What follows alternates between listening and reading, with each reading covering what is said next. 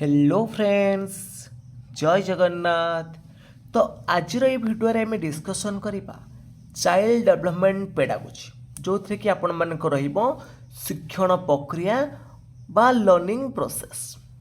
तो आपण मानक ये भिडियोटी निश्चित भाव में आगक आसुथिबा ओटीएटी एवं जेटी एग्जाम ପାଇଁ बहुत बहुत हेल्पफुल करिवो। काहेकि ना आज ये क्लास रे हम डिस्कसन करवा जीन पियाजे, Vygotsky, Bruner, Kohlberg, Gardner, BF Skinner एमानंक उपरे बारंबार आसुथुबा प्रश्न गुड़िक आम डिस्कसन करवा। यहाँ रहा आपण मानकर क्लास 1। ये क्लास रे आम डिस्कसन करवा 150 रु अधिक प्रश्न। तो परवर्ती क्लास रे आम थॉर्नडाइक, पावलोव तो अन्य जो मैंने रही से विषय में आम डिस्कसन करवा। जदि आपण मानक ये भिडियोटी भल लगी निश्चित भाव में लाइक करेंगे, कमेंट करेंगे, ता सहित शेयर मध्य करेंगे। एवं जो माने कि चैनल को प्रथम थर पर विजिट करुवे चैनल को सब्सक्राइब कर रखिए। तो चलतु डेरी न करी आज क्लास को आरंभ करवा। प्रथम आम डिस्कसन करवा जीन पियाजेट उपर। तो पियाजेट उपर आसुवा समस्त गुरुत्वपूर्ण प्रश्न को आम डिस्कसन करवा। प्रथम प्रश्न पचारि जीन पियाजेट केउं देशर मनोविज्ञानी थिले? जो पियाजेट अच्छे से केउं देशर मनोविज्ञानी थिले? अमेरिका ना स्विट्जरलैंड ना फ्रांस ना इंग्लैंड? तो सठिक उत्तर कौन आसो देखु। तो सठिक उत्तर रहा ऑप्शन नंबर तो बी होठी आपण मानक राइट आंसर स्विट्जरलैंड। तो पियाजेट थिले आमर स्विट्जरलैंड रो मनोवैज्ञानिक। तो 2 नंबर प्रश्न पचारि पियाजेट सिद्धांत क्यों विकास सह संबंधित? देखो जो पियाजेट जो विकासटा देते हैं क्यों विकास सह संबंधित? आम कहीपर से कौन ज्ञानात्मक विकास बा आम कहीपर गोटे कौन ना बौद्धिक विकास। मन रखिए ज्ञानात्मक विकास हम बा बौद्धिक विकास जदि था हो पारि था। तो ये जो ज्ञानात्मक विकास बा बौद्धिक विकास चारिटा पर्याय अच्छी। चारिटा पर्याय कौन कौन ना गोटे हूँ आपण मानकर संवेदीकारक पर्याय, तापर गोटे आसला प्राग संकार्यधर्मी पर्याय, आउ गोटे आसब स्थूल संकार्यधर्मी पर्याय, आउ गोटे आसब विमूर्त बा यथायथ संकार्यधर्मी पर्याय। तो 3 नंबर प्रश्न पचारि पियाजेट मतानुसार ज्ञानात्मक विकासर केतोटी पर्याय अच्छी जोटा कि आम डिस्कसन करुले 4टा पर्याय अच्छी। तो परवर्ती प्रश्न पचारि सेंसरी मोटर पर्यायर बयस केते? तो सेंसरी मोटर जोटा कि आम कहते संवेदीकारक पर्याय, कौन कहते संवेदीकारक पर्याय। ये संवेदीकारक पर्याय रही तार बयस सीमा हूँ के ना जन्मरू 2 वर्ष। ऑप्शन अच्छी ए ऑप्शन आपण मानकर राइट आसब।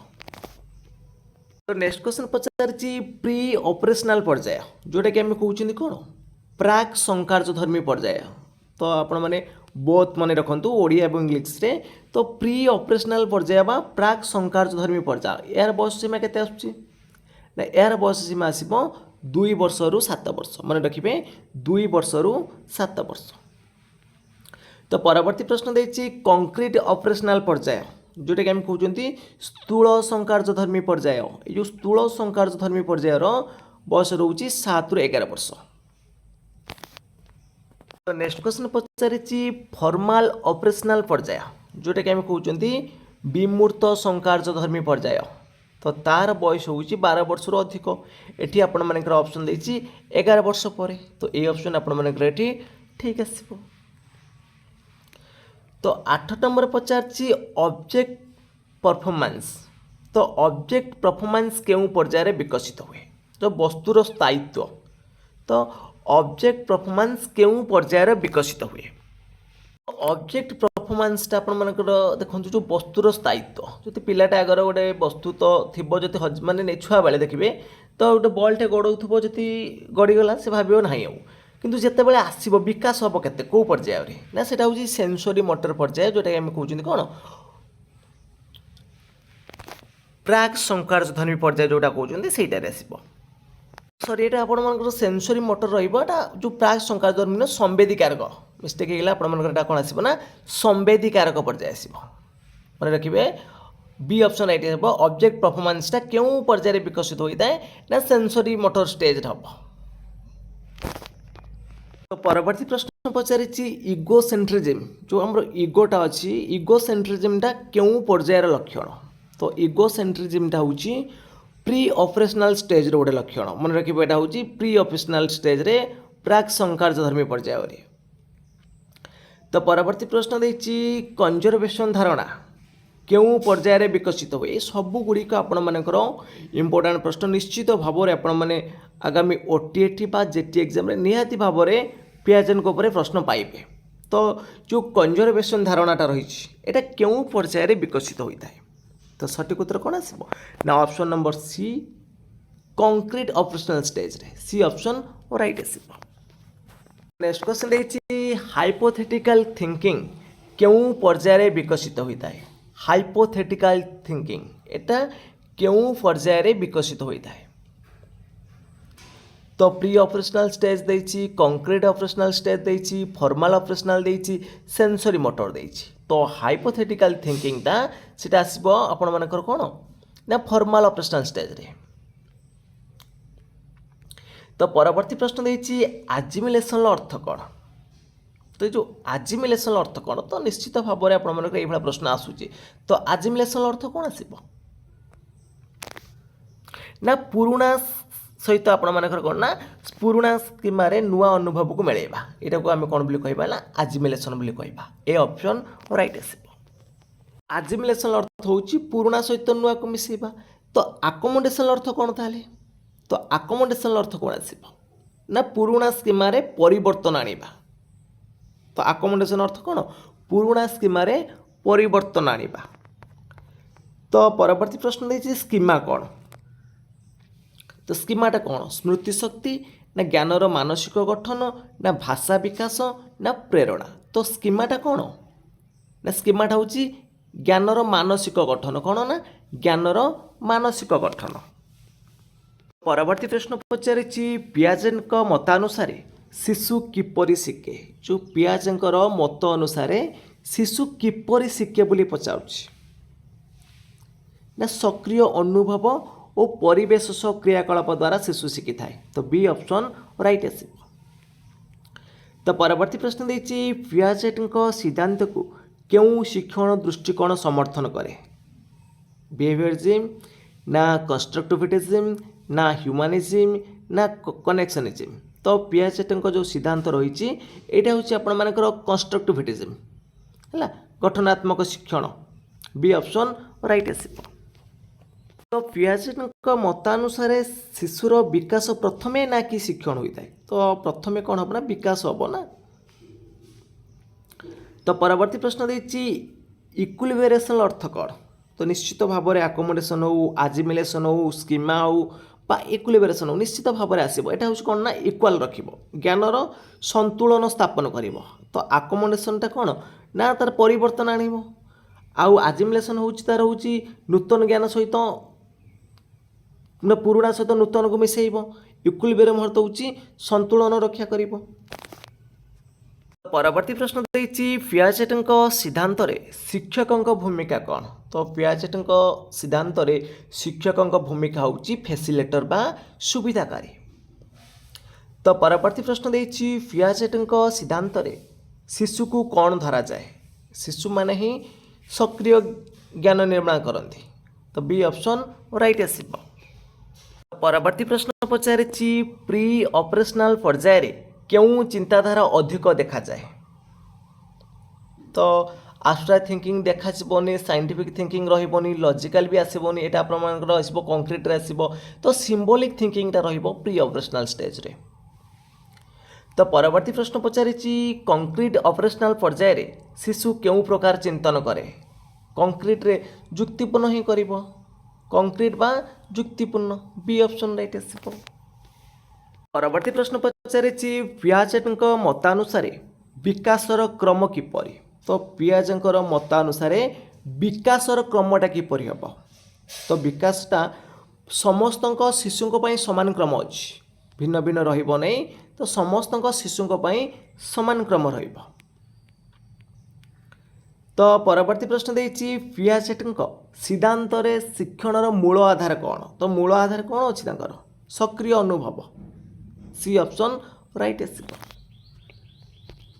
आम पियाजी उपरे आम पाखापाखि 25 प्रश्न को डिस्कसन कले एबे आसंता आम भाई गोष्ठी उपरे डिस्कसन करवा जदि आपण मानक भिडियोटी भल लगुव निश्चित भाव में लाइक करुवे तो लेव भाई गोष्ठी क्यों देशर मनोविज्ञानी थे सठिक उत्तर कौन आसब लेव भाई गोष्ठी क्यों देशर मनोविज्ञानी थे तो सठिक उत्तर रही आपण मानकर ऑप्शन नंबर बी आसब रूस पियाजी थे स्विट्जरलैंड रु आउ भाई गोष्ठी थे आपण मानकर रूस रु तो परवर्ती प्रश्न देती भाई गोष्ठी सिद्धांत को कौन कह तो भाई गोष्ठी जो सिद्धांत रहा ସେଇଟା ହେଉଛି ଆପଣମାନେ ଜାଣିଥିବେ କ'ଣ social learning theory social learning theory ଆଉ କଗ୍ନିଟିଭ୍ ଡେଭଲପମେଣ୍ଟ ଥିଓରି ହେଉଥିଲା ଆମର ପିଆଜେଙ୍କର।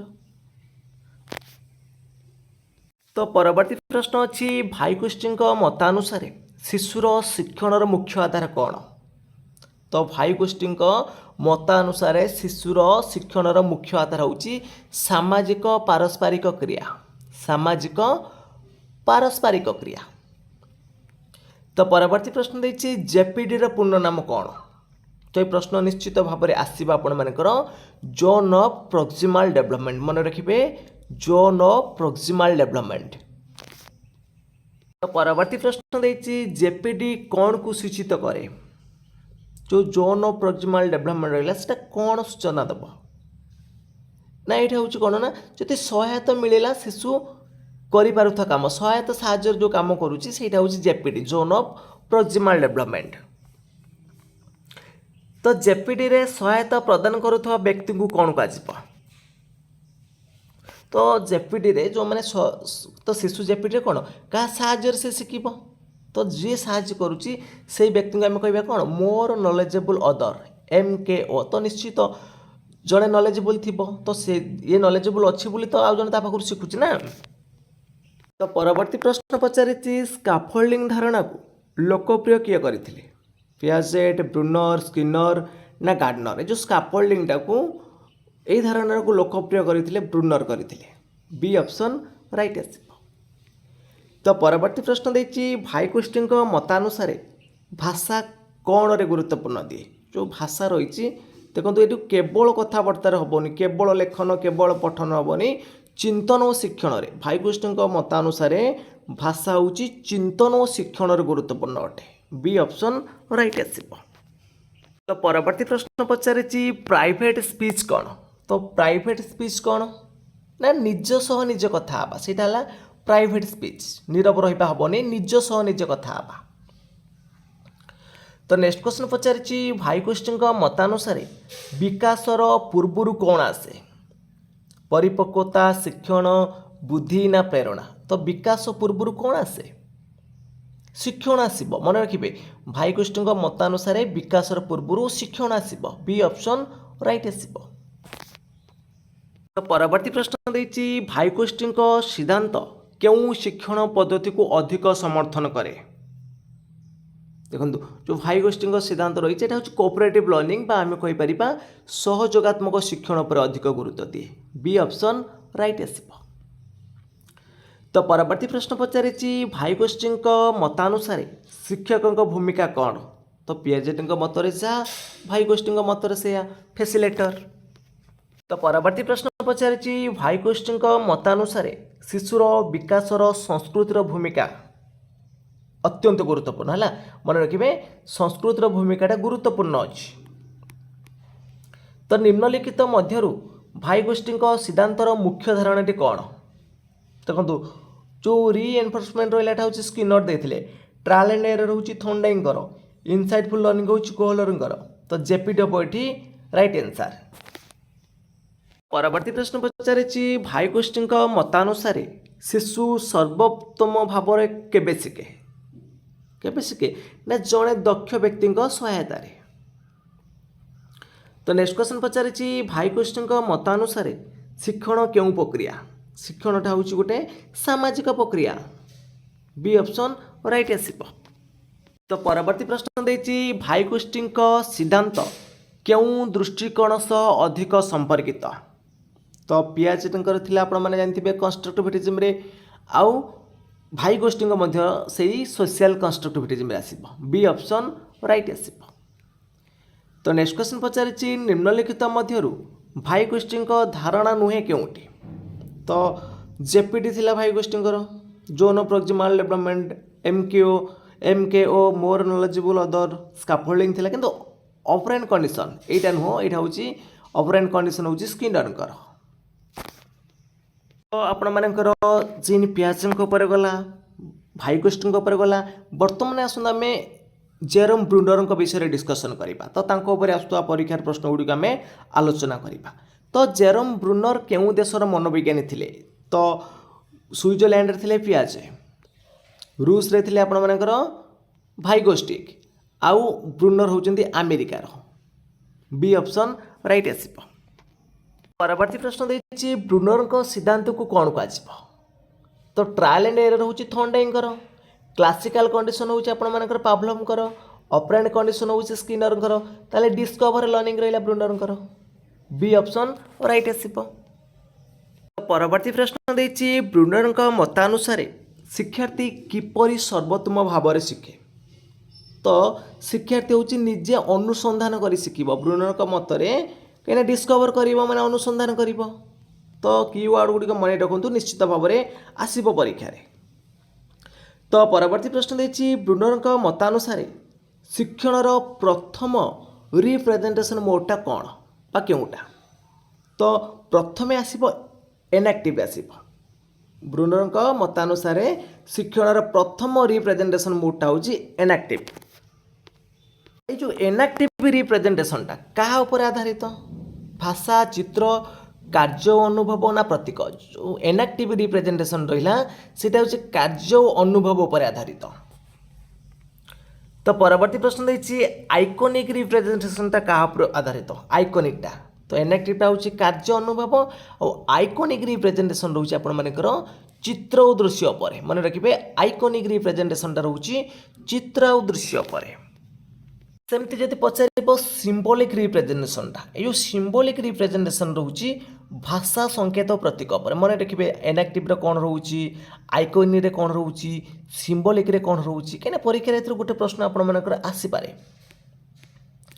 तो परवर्ती प्रश्न देखिए ब्रुनर स्पाइराल करिकुलम मुख्य धारणा कौन तो जो ब्रुनर जो स्पाइराल करिकुलम रही तार मुख्य धारणाटा कौन बोली पचार कौन आसब ना समान विषय को विभिन्न स्तर रे पुनः पुनः पढ़ेबा बी ऑप्शन राइट आसीबो।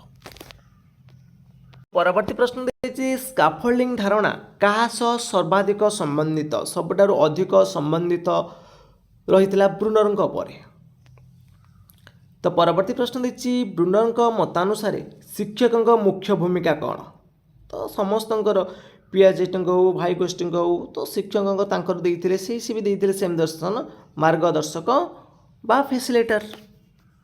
ब्रुनर का सिद्धांत क्यों शिक्षण दृष्टिकोण समर्थन करे तो ब्रुनर मध्य रहिले कंस्ट्रक्टिविज्म तो पियाजे भाई गोष्ठी ब्रुनर ये सब गोटे को समर्थन करते कौन ज्ञानात्मक कंस्ट्रक्टिविज्म पर।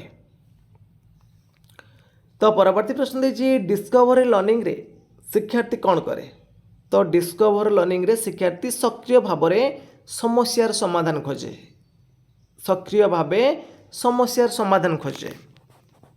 परवर्ती प्रश्न देखिए ब्रुनर मतानुसार क्यों विषय को जेकोसी बयस उपयुक्त पद्धति रे पढ़ा जाई पारे तो क्यों विषय जेकोसी विषय हो पार केवल जे गणित विज्ञान भाषा रही जेकोसी विषय हो पार।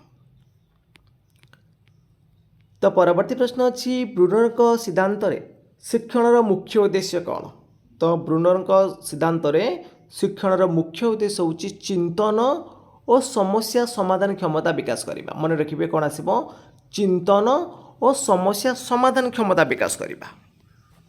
एबे आसंतु आमे लॉरेंस कोलबर्ग तांकर जो नैतिक विकास सिद्धांत देते आम तापरे किसी प्रश्न को डिस्कसन करवा। तो लॉरेंस कोलबर्ग क्यों मनोवैज्ञानिक सिद्धांत को आधार करी नैतिक विकास सिद्धांत देते जो कोलबर्ग सी हूँ पियाजेटर सिद्धांत को आधार करके से नैतिक विकास सिद्धांत को देते। तो परवर्ती प्रश्न देखिए कोलबर्ग नैतिक विकास सिद्धांत रे केतोटी स्तर अच्छी तांकर हूँ तीनोटी स्तर अच्छी बी ऑप्शन राइट आसीबो। जदि पचार कोलबर सिद्धांत मोट केतोटी पर्याय अच्छी तो 3टा स्तर अच्छी आ पर्याय अच्छी 6टा पर्याय अच्छी तो पचार जदि प्रथम स्तरटा कौन नैतिक विकासर प्रथम स्तर कौन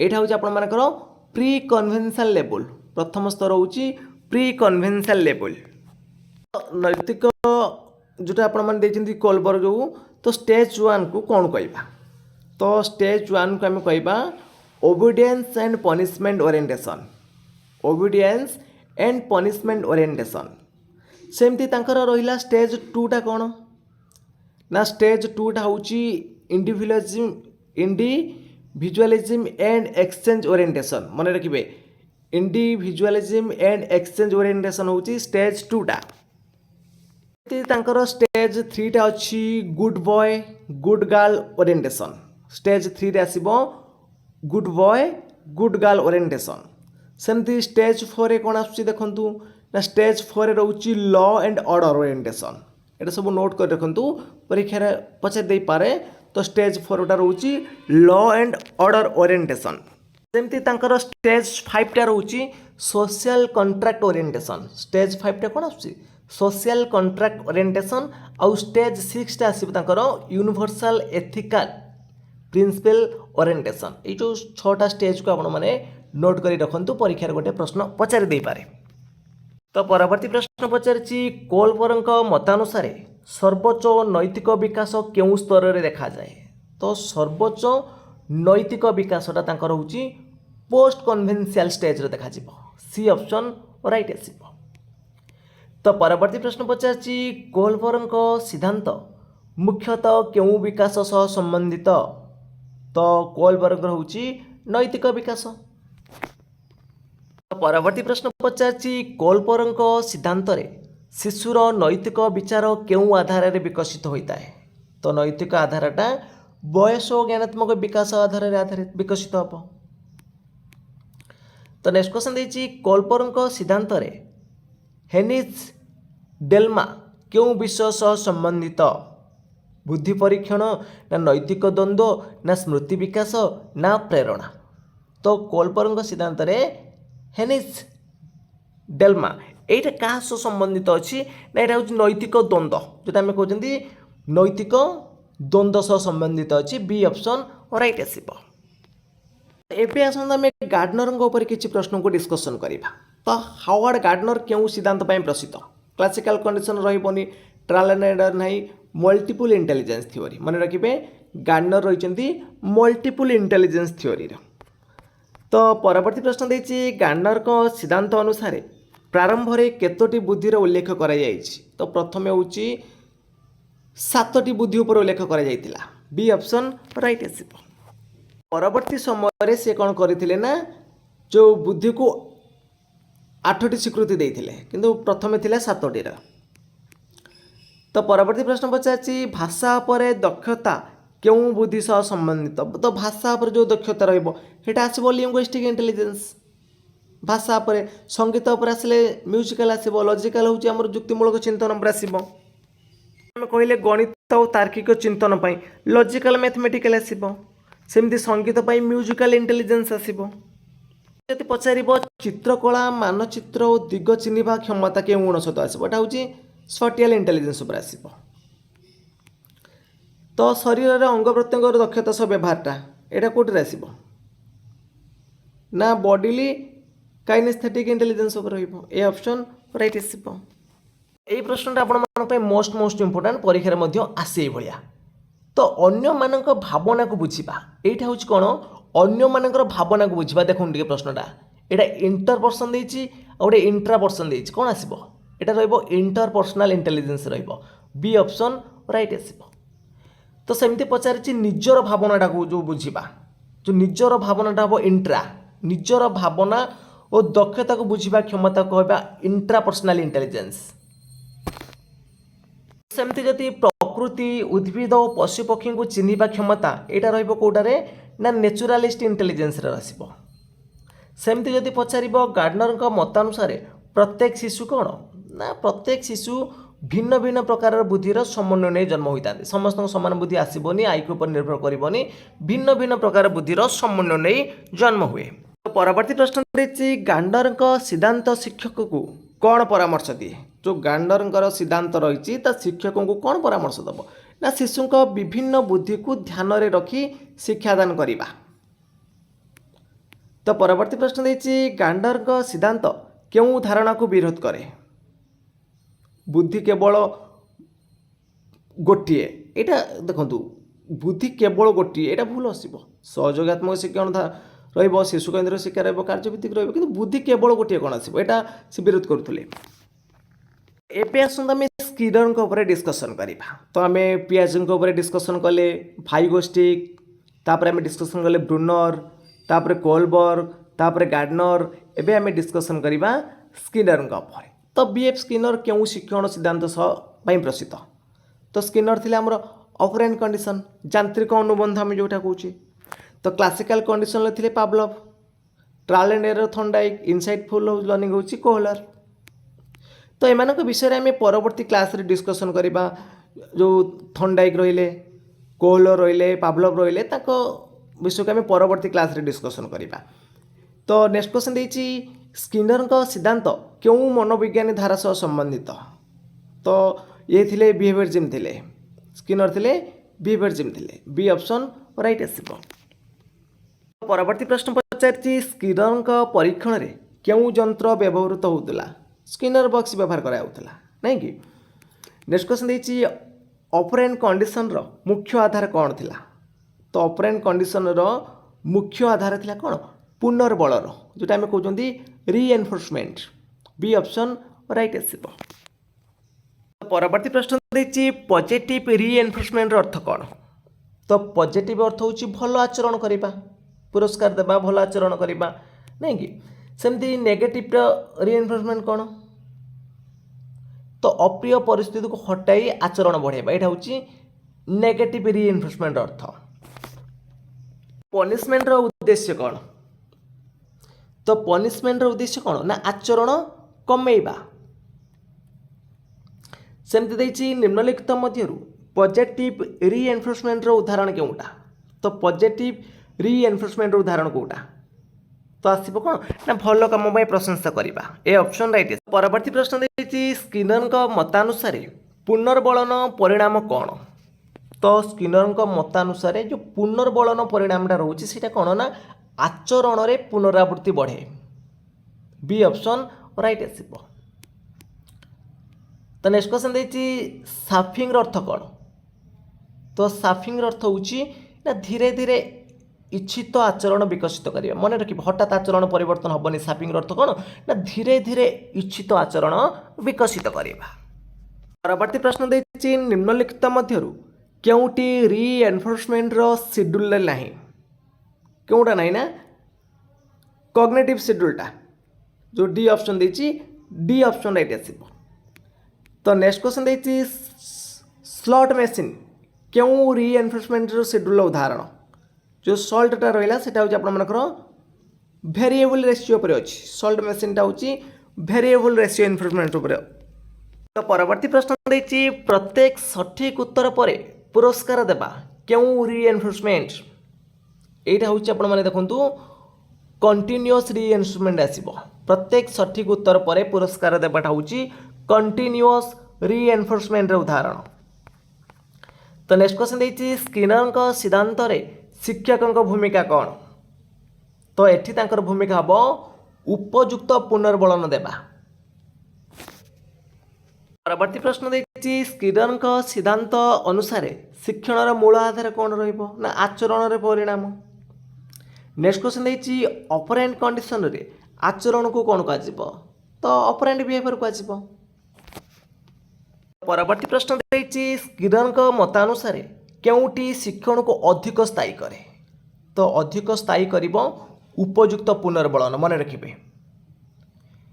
तो परवर्ती प्रश्न देछि प्रोग्राम्ड लर्निंग रा प्रवर्तक किए।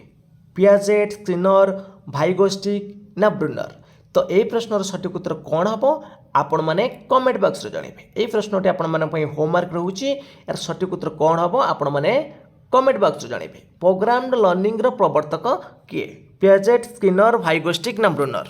तो सठिक उत्तर कौन कमेंट बॉक्स जनातु।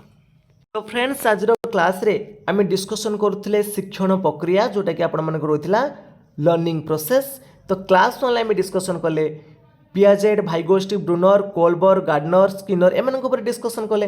तो क्लास 2 रे आम अन्य डिस्कसन करवा। जदि आपण मानक भिडियोटी भल लगी निश्चित भाव में लाइक करेंगे कमेंट करेंगे ता सहित शेयर करेंगे और जो मैंने कि चैनल को प्रथम थर विजिट करुवे चैनल को सब्सक्राइब कर रखिए। तो फ्रेंड्स आज ये जय जगन्नाथ जय हिंद।